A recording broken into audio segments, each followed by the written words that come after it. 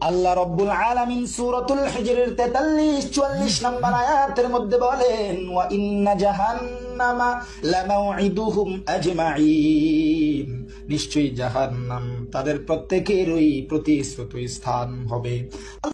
এ বন্ধু, হাফিজুরের দালালি ছাড়ো।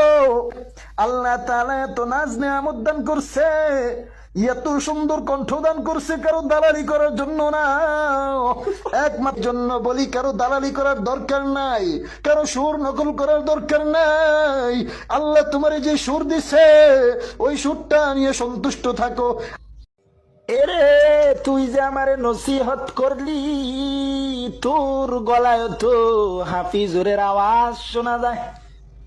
তুইও তো হাফিজুরের দালালি কইরা কইরা আরেকজন রে নসিহত দেস না,